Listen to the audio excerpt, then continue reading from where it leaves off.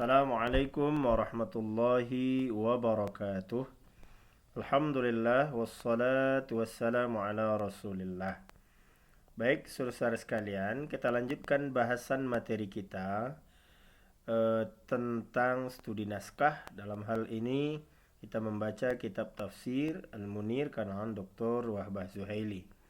Baik, pada minggu yang lalu kita sudah sampai kepada bahasan tentang status bismillah di dalam Al-Quran, termasuk juga di dalam Al-Fatihah.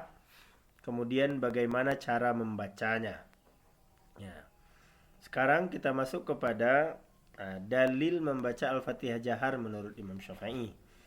Kalau kita lihat kemarin menurut Imam Malik itu tidak dibaca sama sekali. Kemudian Hanafiyah dan Malikiyah itu dibaca secara sir.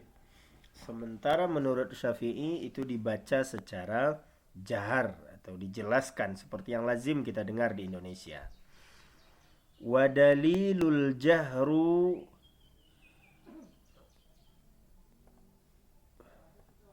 Wadalilul jahri, Wadalilul jahri biha ladai asy-Syafi'iyyatu, dan dalil membaca jahar, baca keras dengannya, dengan bismillah maksudnya, ladai asy-Syafi'iyyah, bagi kalangan Syafi'iyah atau pengikut-pengikut Imam Syafi'i atau dalam mazhab Syafi'i. Apa dalilnya?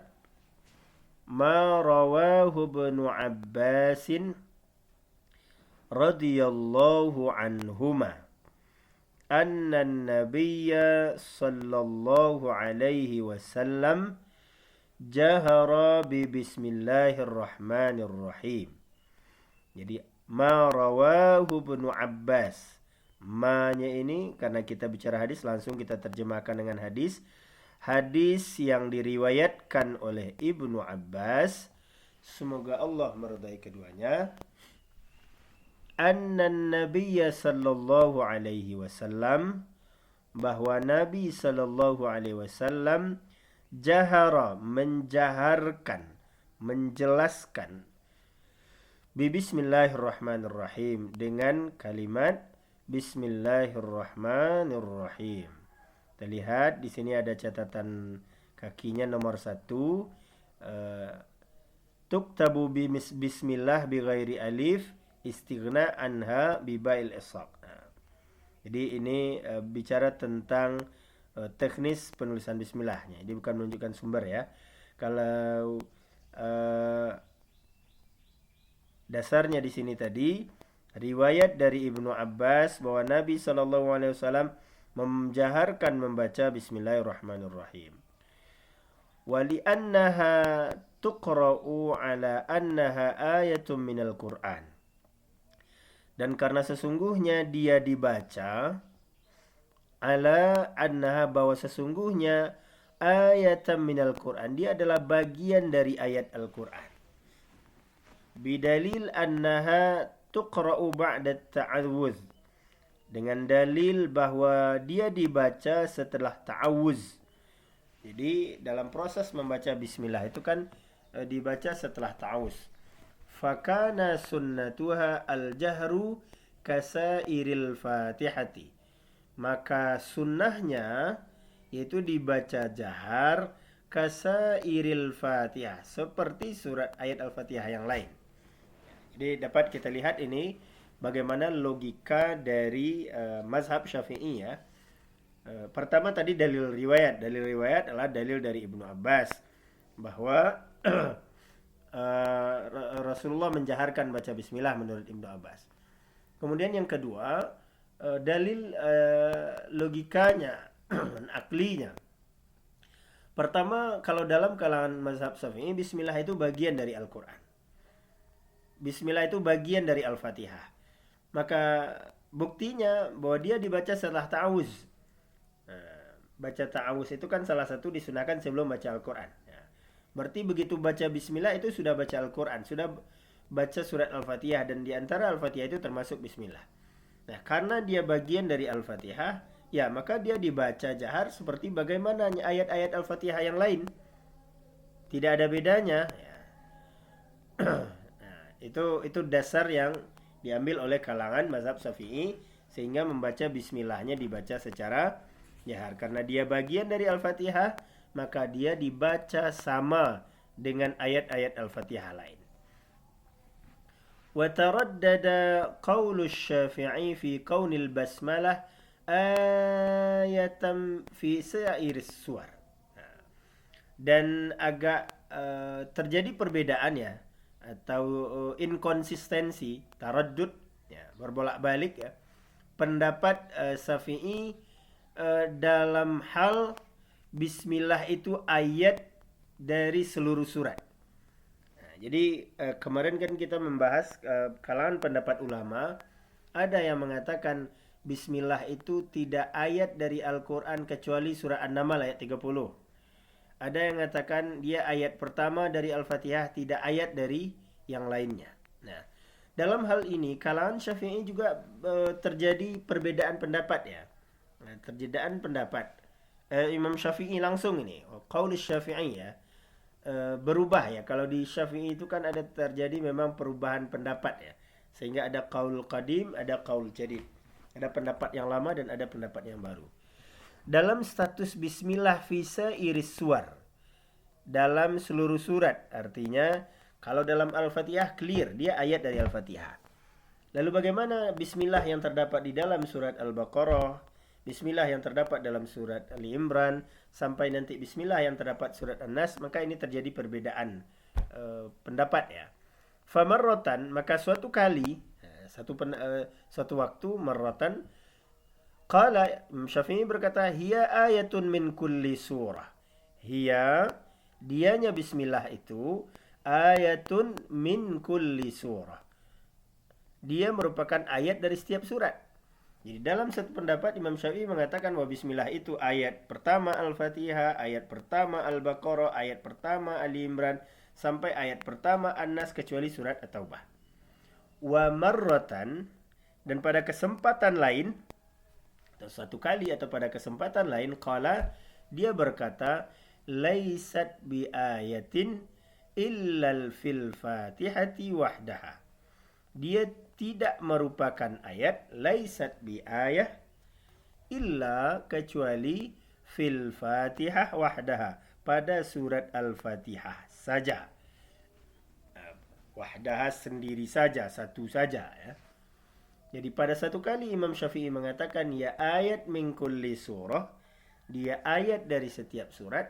Tapi pada kali yang lain Imam Syafi'i mengatakan hiya laisat bi ayah illa fil Fatihah wahda. Dia bukan ayat kecuali Al-Fatihah, dan tentu An-Naml 30. Kalau An-Naml 30 tidak ada masalah, sepakat semuanya. Nah, itu taraddudnya atau berbolak-baliknya, bertukarnya pendapat Syafi'i dalam hal status bismillah fi sairis suwar, dalam setiap surat. Wal asah, dan dari dua pendapat yang yang bertukar itu, yang lebih sahih adalah annaha ayatan min kulli suratin kal Fatihah.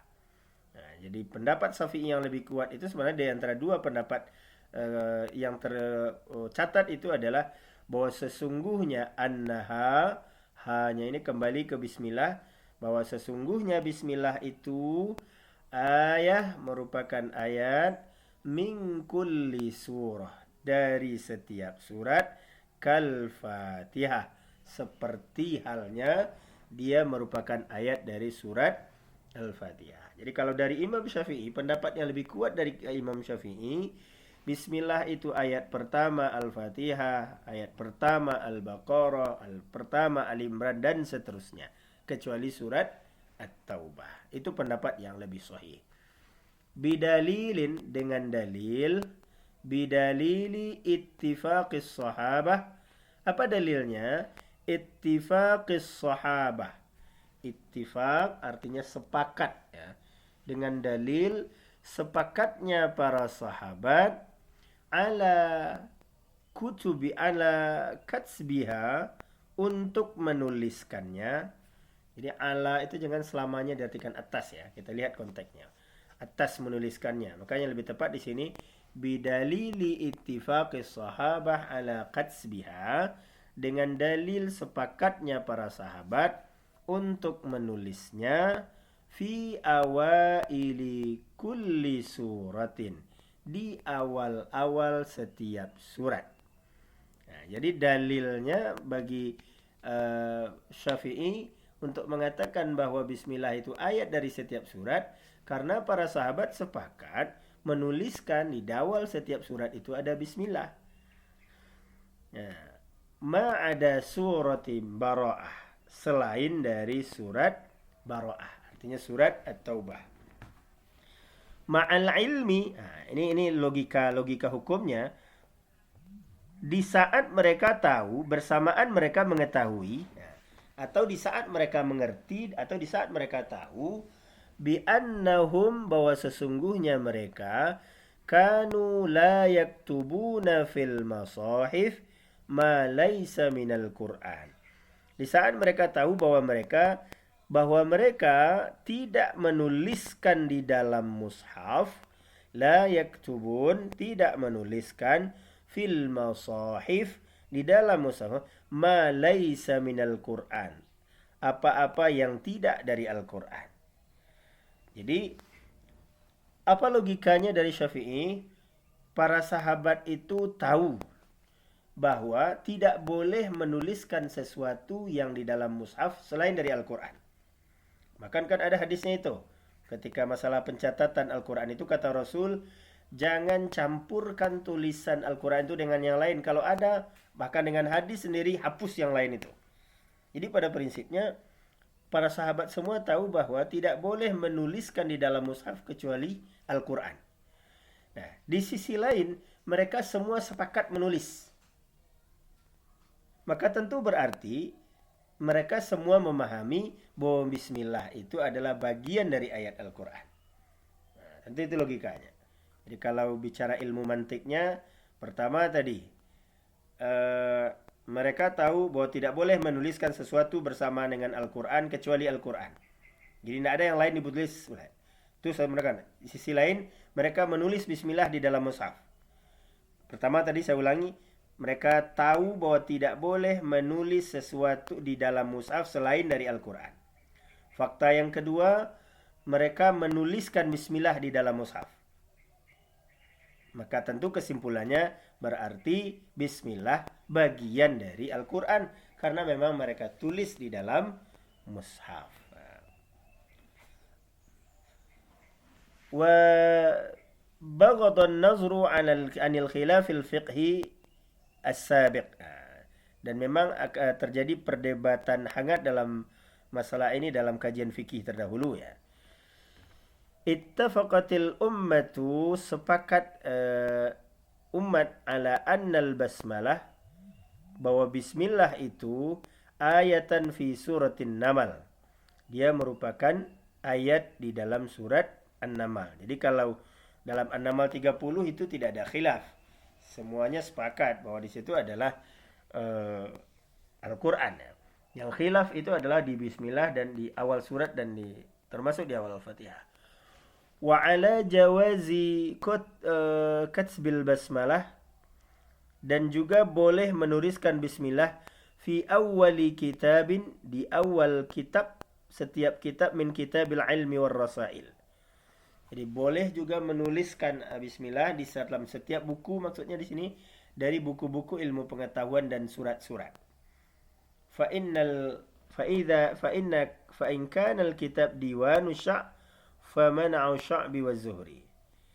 Maka sesungguhnya ketika kitab itu atau buku itu diwanu sya'rin, artinya merupakan diwan asy-sya'ri famana'u sya'bi wa zuhri, artinya surat resmi pemerintahan kayaknya sini. Famana'u sya'bi wa zuhri, maka asy-sya'bi dan Zuhri melarangnya.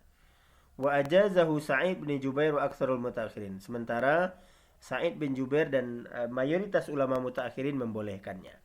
Jadi kalau di sini kan tadi dibolehkan di awal buku-buku ilmu pengetahuan dan juga surat-surat.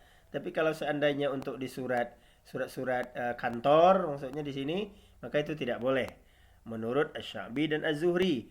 Tetapi wa ajazahu, dan membolehkannya Sa'id bin Jubair dan aktsarul mutaakhirin. Aktsarul mutaakhirin itu maksudnya mayoritas ulama mutaakhirin ya.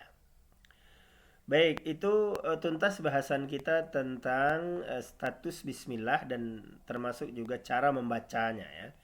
Jadi tentang statusnya itu saja sudah terjadi khilaf, termasuk juga tentang membacanya ada khilaf, tetapi pada prinsipnya masing-masing punya dalil.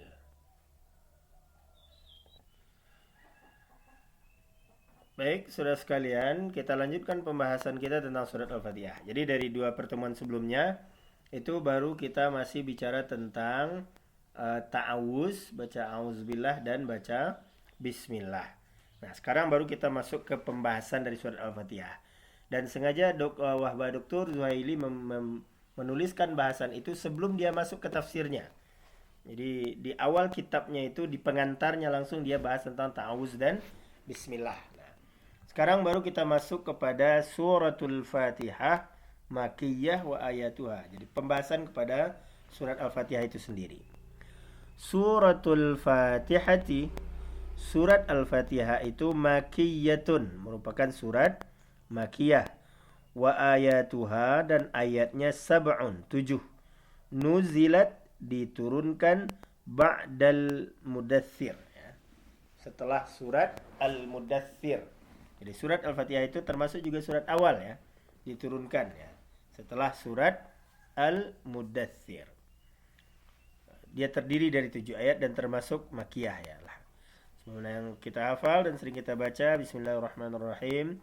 Alhamdulillahirabbil alamin, arrahmanirrahim, maliki yaumiddin.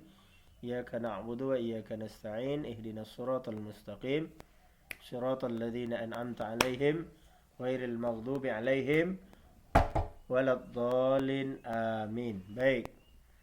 Sekarang kita masuk ke mashtamalat alaihi surah. Mashtamalat alaihi surah.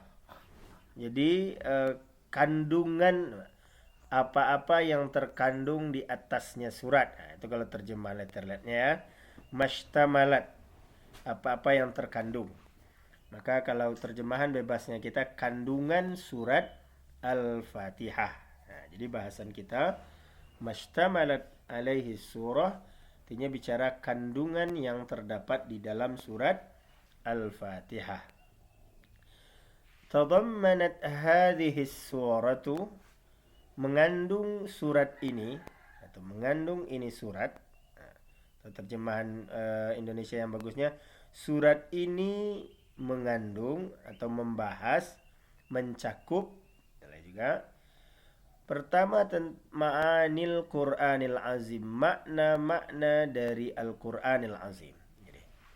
Jadi surat Al-Fatihah mengandung atau mencakup pembahasannya tentang makna-makna Al-Qur'anil Azim ya. Jadi artinya apa? Di dalam surat Al-Fatihah itu sudah terkandung seluruh makna yang terdapat di dalam Al-Quran secara umum. Washtamalat, dan mencakup tadi ya, mencakup pembahasannya itu ala usuluddin wa furu'ihi, tentang usuluddin, pokok-pokok agama dan cabang-cabangnya. Wa tanawalat al-aqidah, dan juga mencakup masalah aqidah. Wal ibadah, ibadah. Wat tashri', dan bicara syariat. Wal iman bil ba'thi, dan tentang keimanan dengan al-ba'thi. Al-ba'thi artinya hari berbangkit. Wa bi sifatillahil husna, dan juga tentang sifat-sifat Allah yang baik. Wa ifraduhu. Wa ifraduhu artinya menjadikan dia satu ya. Ifrad itu kan dari kata mufrad. Kalau fardun sendiri, kalau afrada yufridu ifrad, membuat dia menjadi sendiri atau satu. Maka maksudnya di sini wa ifraduhu bil ibadah wal isti'anah wad du'a, dan menjadikan Allah sebagai satu-satunya tempat beribadah, tempat meminta tolong, dan tempat berdoa. Itu maksudnya. wa ifraduhu, dan menjadikan dia sebagai satu-satunya, bil ibadah, sebagai tempat beribadah, wal isti'anah, dan sebagai tempat minta tolong, wad du'a, dan juga tempat kita berdoa. Kemudian apa lagi kandungan dari Al-Fatihah itu?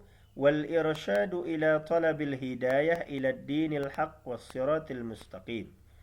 Irsyad artinya petunjuk atau bimbingan, ila talabil hidayah, untuk menuntut, untuk meminta hidayah kepada ad-dinil haq, agama yang benar, was-siratil mustaqim, dan jalan yang lurus, watajannubi, dan menjauhi tariqil munharifin, jalan orang-orang yang menyimpang, an hidayatillahi ta'ala, dari hidayah Allah subhanahu wa ta'ala. Oke, saya ulangi ya. Mashtamalat alaihi suratu, kandungan surat Al-Fatihah. Tadammanat hadhihi suratu, surat ini mengandung, jadi mengartikannya subjeknya dulu kan ya, surah dulu. Surat ini mengandung, bukan ini surat. Karena dalam bahasa Indonesia bukan seperti itu strukturnya. Surat ini mengandung, jadi dibalik ya. Surat ini mengandung makna Al-Quran Al-Azim. Washtamalat, dan dia mengandung atau mencakup tentang, jadi ala kita artikan tentang di sini. Tentang usuluddin, prinsip-prinsip agama, wa furu'ihi, dan cabang-cabangnya, wa tanawalat, dan juga mencakup, jadi istamalat, tadammanat, tanawalat, itu sama maknanya ya.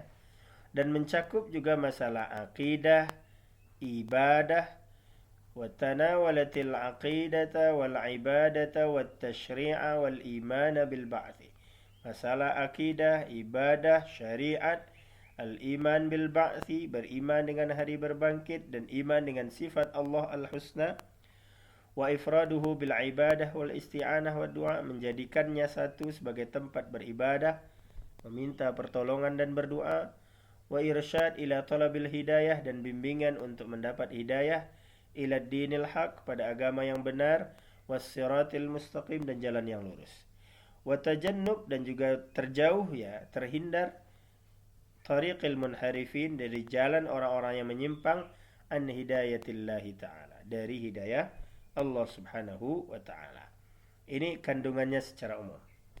Baik, berikut kita bicara tentang asma'uha. Kita bicara tentang asma'uha, nama-namanya, atau nama-nama surat Al-Fatihah.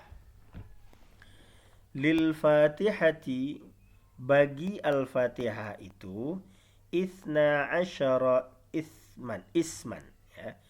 Lil Fatihah, bagi surat Al-Fatihah itu, atau bisa juga kita lihat surat Al-Fatihah itu memiliki, li itu kita artikan memiliki ya. Surat Al-Fatihah itu memiliki isna asyara isman, 12 nama. Dzakarahal Qurtubi, yang telah disebutkan oleh Imam Al-Qurtubi. Jadi Wahbah Zuhaili dalam masalah bahasan tentang nama-nama Al-Quran ini, beliau mengutip apa yang disebutkan Imam Al-Qurtubi. Barangkali mungkin apa yang dijelaskan Imam Qurtubi dalam kitab apanya mungkin ya, kitab tafsirnya, yaitu tafsir Al-Jami' di Ahkamil Quran ya. Apa nama itu? Mulai nama pertama itu wahia as-salah. Jadi surat Al-Fatihah itu juga disebut dengan nama salat ya. Ada juga namanya salat ya. Kenapa demikian? Lil haditsil qudsi, berdasarkan hadis qudsi. Jadi li ala itu bisa terjemahannya bisa beragam ya. Kita lihat yang cocok dalam teksnya. Maka li bukan bagi hadis qudsi di sini atau karena, tetapi berdasarkan hadis qudsi. Qasamtus salata, aku membagi salat. Kata Allah ini, kalau hadis qudsi itu kan kata Allah berarti. Qasamtus salata baini wa baina abdi nisfain. Kata Allah dalam hadis qudsi, aku membagi salat itu. Apa makna salat di sini? Ya Al-Fatihah. Bisa kita lihat di bawahnya. Aku membagi solat itu baini antaraku dan antara hambaku menjadi dua bagian. Baini antaraku, baina dan antara hambaku, bisa juga diartikan terjemahan Indonesia yang baiknya antaraku dan hambaku menjadi dua bagian, nisfain, separuh. Ya. Wa suratul hamd. Nah, ini yang pertama tadi ya. Jadi ini hadis qudsi yang diriwayatkan oleh Muslim Malik. Nah, nanti kelanjutan hadisnya kan itu. Apabila hambaku membaca alhamdulillahirabbil alamin, maka Allah majanani asna alaiha abdi. Baca ini majanani abdi dan seterusnya. Jadi Allah membagi ya. Setiap hamba membaca alhamdulillah lalu dijawab oleh Allah. Kemudian membaca Rahmanir Rahim dijawab oleh Allah. Membaca Maliki Yaumiddin dijawab oleh Allah. Makanya dalam hadis itu tidak qasamtul Fatihah. Tapi dalam hadis itu bunyinya qasamtus shalah baini wa baina abdi nisfain. Kemudian nama berikutnya wasuratul hamdi. Nama yang kedua adalah surat Alhamdu, surat pujian. Kenapa disebut dengan surat Alhamdu? Li'anna fiha, karena sesungguhnya pada surat itu dzukira alhamd, disebut pujian. Kan jelas tuh. Di awal surat itu disebut alhamdulillah. Maka dia disebut juga dengan surat Alhamdu. Kemudian yang ketiga apa? Wa Fatihatul Kitab. Nama yang ketiga itu adalah Fatihatul Kitab, surat Fatihah. Ini yang sudah lazim bagi kita ya. Kenapa disebut dengan surat Al-Fatihah? Li'annahu, karena sesungguhnya tuftatahu dibuka qiraatul Quran, membaca Al-Quran biha, dengannya, lafzan wa kitaban, baik secara lafaz maupun secara tertulis. Jadi kenapa dia disebut dengan Al-Fatihah? Karena memang surat itu dijadikan sebagai pembuka di saat kita membaca Al-Quran, baik dalam konteks membacanya maupun dalam penulisannya. Coba kita lihat Al-Quran. Surat apa yang dijadikan sebagai pembuka? Ya, surat Al-Fatihah. Nah, kalau untuk membuka sesuatu, orang juga akan buka dengan Al-Fatihah. Ya. Jadi karena dia membuka, ya maka dia disebut dengan Fatihah. Fatihah itu kan berasal dari kata fataha. Fataha itu artinya membuka. Fataha yaftahu fathan fatih. Muannasnya Fatihah. Jadi yang membuka. Di samping itu juga watuftatahu biha as-salawat. Dibuka dengannya juga salat. Nah, kalau dalam bab rukun yang salat itu kan Al-Fatihah juga. Wa ummul kitab. Oke, itu nama yang keempat tadi ya, ketiga tadi ya, Fatihatul Kitab. Nama yang keempat adalah ummul kitab. Ibunya kitab. Ya. Fi ra'yil jumhur, menurut pendapat jumhur. Wa ummul Quran fi ra'yil jumhur, dan juga ummul Al-Quran berdasarkan pendapat jumhur. Jadi bisa ummul kitab atau bisa juga disebut dengan ummul Quran, ibunya Al-Quran. Liqaulillahi sallallahu alaihi wasallam, berdasarkan perkataan Rasulullah SAW, alhamdulillah ummul Quran wa ummul kitab wa sab'ul mathani. Jadi memang ada hadis menyebutkan Rasulullah itu mengatakan alhamdulillah itu adalah, artinya surah Al-Fatihah maksudnya, dia adalah ummul Quran, juga ummul kitab, dan sab'ul masani, 7 yang berulang. Lalu mungkin sedikit perbedaannya, apa beda ummul Quran dengan ummul kitab? Nah, kalau ummul Quran berarti Al-Fatihah itu ibunya dari Al-Quran, artinya kandungan ayat-ayat Al-Quran yang lain mulai dari Al-Fatihah sampai An-Nas itu sesungguhnya merupakan lahir dari Al-Fatihah, artinya penjelasan dari Al-Fatihah. Kalau ummul kitab ini agak lebih umum, bahkan kitab-kitab terdahulu sebelumnya juga merupakan bagiannya, jadi juga di cover semuanya oleh Al-Fatihah. Kemudian juga ada namanya sab'ul masani. Nah, ini sudah masuk ke nama berikut ini, sab'ul masani, 7 yang berulang. Makanya nama berikut di sini disebutkan wal mathani. Nama Al-Quran yang berikut itu adalah Al-Mathani. Kenapa disebut Al-Mathani? Mathani itu diulang artinya. Li'annaha tusna fi kulli rak'atin. Karena dia diulang pada setiap rakaat. Ya, diulang membacanya setiap rakaat. Maka sebagai seorang muslim minimal 17 kali kita mengulangnya sehari. Kalau nggak cukup 17 itu bermasalah Islamnya itu. Mulai dari 2 kali subuh, 4 zuhur, 4 asar, 3 maghrib, dan 4 isya. Minimal 17 kali. Nah, makanya dia disebut dengan sab'ul mathani, 7 yang berulang. Kemudian namanya juga wal Qur'anil azim. Ya, Al-Fatihah itu juga disebut dengan Al-Qur'an azim. Kenapa? Litadammuniha jami'i ulumil Qur'an wa maqasidihil asasiyah. Karena tadammuniha, terkandungnya atau kandungannya yang mencakup jami'i ulumil Qur'an, semua ilmu-ilmu Al-Qur'an, wa maqasidihil asasiyah, dan maksud-maksudnya yang dasar, yang pokok ya.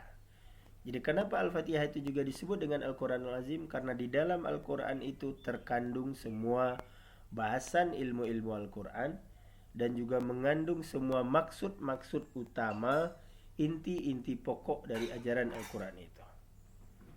Oke. Nama berikutnya adalah Asy-Syifa. Ya, bahwa Al-Fatihah itu juga disebut dengan Syifa. Apa dasarnya?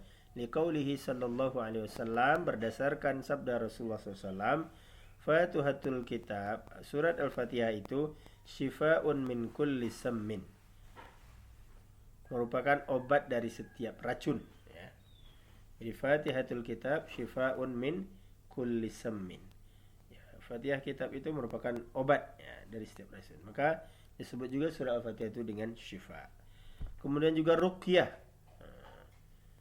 Juga bisa dinamai dengan surat ruqyah ya. Liqauli sallallahu alaihi wasallam, berdasarkan sabda juga Rasulullah SAW, liman raqa biha sayyidul hayy, bagi orang yang meruqyah dengannya terhadap orang yang hidup, ma adraka annaha ruqyatan, tidak ada yang akan mencapainya kecuali bahwa dia adalah ruqyah. Jadi bisa juga disebut surat ruqyah. Nah, makanya di antara ayat yang dipakai utama untuk meruqyah itu enggak usah repot-repot, baca aja Al-Fatihah. Baca Al-Fatihah, baca ayat kursi, baca trikul ya, qul huwallahu, qul a'udzu birabbinas, qul falaq. Nah, itu udah bisa dijadikan untuk meruqyah orang. Berikutnya adalah wal asas ya. Nama surat Al-Fatihah itu juga disebut dengan al-asas. Kenapa disebut asas? Asas itu artinya dasar, pokok, pondasi. Liqauli Ibnu Abbas, berdasarkan sabda Ibnu Abbas, wa asasul kutub Al-Qur'an. Pokok-pokok kitab itu, dasar dari kitab itu adalah Al-Qur'an. Jadi semua kitab yang ada itu pokoknya itu Al-Quran. Wa asasul Quran, dan pokok Al-Quran itu Al-Fatihah, adalah Al-Fatihah. Wa asasul Fatihah, dan pokok dari Al-Fatihah itu adalah Bismillahirrahmanirrahim. Bismillahirrahmanirrahim. Jadi menurut Ibnu Abbas ini ya, pokok atau sumber, bisa dikatakan juga sumber dari kitab-kitab yang ada itu adalah Al-Quran. Sumber dari Al-Quran itu adalah Al-Fatihah. Sumber dari Al-Fatihah itu adalah Bismillah. Nah, makanya dia disebut dengan asas ya. Asas. Kemudian berikutnya namanya adalah Al-Wafiyah. Nah, Wafiyah itu artinya dari kata wafa. Wafa itu artinya sempurna. Makanya kalau orang mati disebut wafat. Kenapa disebut wafat? Karena sudah sempurna umurnya. Jadi al-wafiyah artinya yang sempurna. Li'annaha la tatanassafu wa la tahtamilul ikhtizal. Falau nasifatil Fatihah fikratain lam yajuz indal jumhur. Nah, jadi wafiyah semua. Karena dia tidak boleh la tatanassafu, tidak boleh dibagi-bagi. Wala tahtamilul ikhtizal, dan juga tidak boleh diseling-selingi ya. Sehingga lau nafsatu fil Fatihah fi qira'atain lam yajuz anhu. Sehingga kalau dibagi Al-Fatihah itu dalam 2 rakaat, maka tidak boleh menurut jumhur. Jadi tidak boleh separuh-separuh, harus sempurna, harus utuh ya. Membacanya itu harus wafi, sempurna, utuh, nggak boleh sebagian-sebagian. Kemudian nama berikutnya Al-Kafiyah, yang juga artinya cukup juga. Jadi wafa cukup, kafa cukup. Nah, cuma kalau wafiyah tadi maknanya tidak boleh dibagi-bagi, harus dibaca utuh. Kalau tidak dibaca utuh nanti nggak sah, kalau apalagi dalam sholat. Kalau kafiyah juga lengkap, sempurna, li'anna la tukfa an siwaha. Karena sesungguhnya dia melengkapi an siwaha, yang lainnya, sehingga dia disebut kafiyah. Wala yukfa siwaha anha, dan tidak sempurna atau tidak cukup yang lainnya kecuali dengan Al-Fatihah. Jadi ada wafiyah, ada kafiyah. Kafiyah itu artinya bahwa dia menyempurnakan yang lain dan tidak sempurna yang lain kecuali dengan keberadaannya. Hadhihi hiya asma'u suratil Fatihah. Ini merupakan nama-nama surat Al-Fatihah.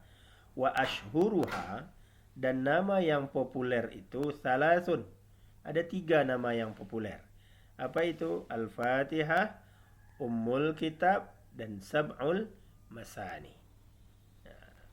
Jadi nama dari 12 nama itu yang populer itu ada 3 nama, yaitu Al-Fatihah, Ummul Kitab, dan Sab'ul Masani.